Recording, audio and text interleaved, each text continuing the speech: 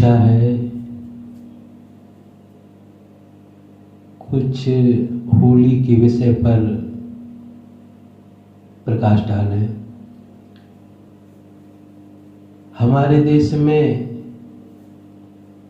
होली जैसा कोई दूसरा पर्व नहीं है। होली अनंत अनंत खुशियों को लेके आती है। होली के आगे और जो त्योहार आते हैं वो भी फीके पड़ जाते हैं। होली एक खुशियों का महान उत्सव है। होली में हम एक दूसरे के रंग लगाते हैं,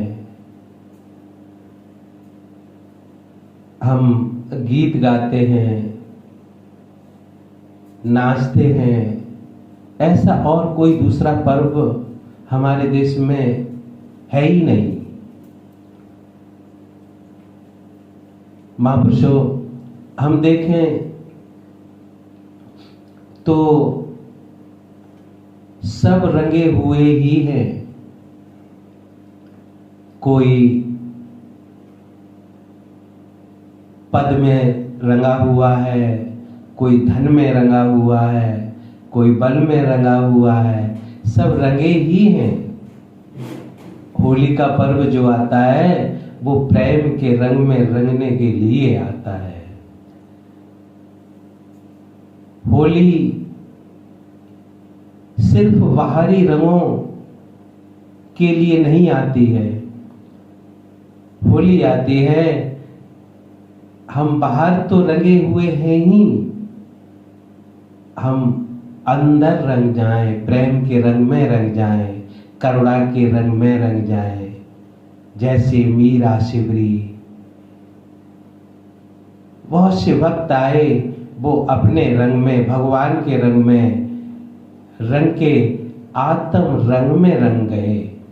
उनके संसार में गुण गाए जाते हैं। और जो बाहरी रंगों में रंगे हुए लोग आए हैं, आज उनका नाम निशान भी नहीं है।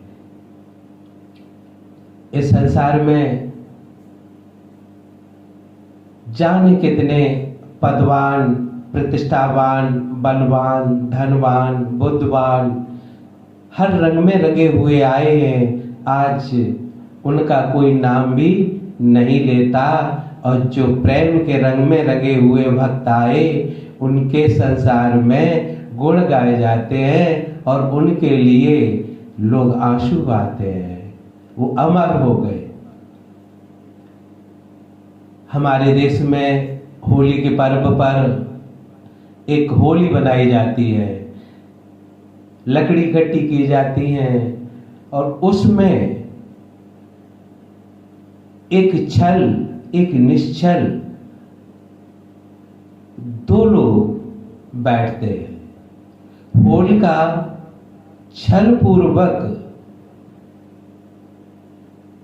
प्रहलाद को लेके, जो निश्चल है, एक छोटा सा मासूम बच्चा है, उसे अपनी गोदी में लेके होली में बैठती है। होलिका को अहंकार था, हमारे पास जो चादर है वो ऐसी दिव्य है कि जिसे ओढ़ के हम बैठ जाएंगे, हम नहीं जलेंगे, प्रहलाद जल जाएंगे। ये होलिका के अंदर छल था। हम सब देखें, जो सरल था, निश्चल था, उसका कुछ नहीं बिगड़ा और छल का नाश हो गया, छल धू करके जल गया। इसी तरीके से संसार में जो भी जिसके साथ भी छल करता है, अंत में पराजय उसी की होती है, उसे ही जलना पड़ता है। और जो निश्चल होता है और जो सरल भाव से होता है, निष्कपट होता है, अंत में विजय उसी की होती है। ये होली के पर्व पर जो पात्र हैं, हिरण्यकशिपु, होलिका, ये हो न हो ये मुझे पता नहीं, बल्कि जो प्रतीक होली के हैं ये बड़े सोचनीय और बड़े सुंदर है। जो निष्कपट प्रहलाद थे, भक्त थे, उनका कुछ नहीं बिगड़ा, और जहां कपट था, छल था, वो धू धू करके जल गए। इसी तरीके से हिरण्यकशिपु ने भगवान की भक्ति करके वरदान मांगा, वरदान मांगना चाहा, हम अमर हो जाएं, कभी न मरें। ये वरदान भगवान ने कह के टाल दिया कि ऐसा संसार में नहीं होता है, जो आया है वो जाएगा। फिर भी हम तुम्हें कुछ वरदान देते हैं और कुछ मांग लो।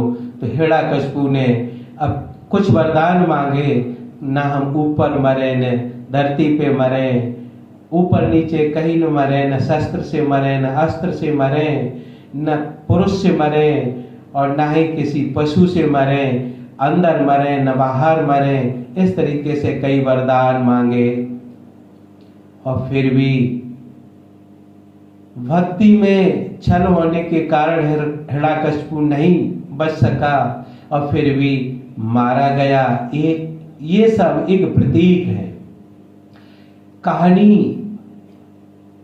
भावनात्मक है, इसमें भावनाएं जुड़ी है, सुंदर भावना होना चाहिए। जहां हम भक्ति भी करते हैं, भावना हमारी अच्छी नहीं है, जहां छल है, कपट है, तो हमारा विनाश सुनिश्चित है। और आगे होली बसंत ऋतु में मनाई जाती है। जब बसंत ऋतु आती है तब फिर से पौधे नई नई कलियां कोपलें देने लगते हैं, फिर से फूल खिलने लगते हैं। ये जो बसंत ऋतु है, सब ऋतुओं का राजा कहा जाता है। महापुरुषों, ये होली एक खिलने का विषय है। फूल की तरह खिल जाए, खुशमय हो जाए, ये हमें प्रतीक मिलता है। ये जो होली का पर्व है, ये एक बच्चे की सरलता का, सफलता का त्योहार है। एक नन्हे से बच्चे का हृदय इतना कोमल, इतना सरल, और उस सरलता ने कठोरता पर विजय पाई। इसी का एक पर्व है, ये खुशियों से भरा पर्व है। ये प्रतीक है कि जब हम सरल भाव से होते हैं, बिल्कुल सरल, कबीरा मन निर्मल हुआ जैसे गंगा नीर, पीछे पीछे हर फिरे भई कबीर कबीर। इसी तरीके से भक्त प्रहलाद सरल भाव के थे। उस सरलता ने कठोरता पर विजय पाई। इसी का ये एक पर्व हर्ष और उल्लास के साथ मनाया जाता है।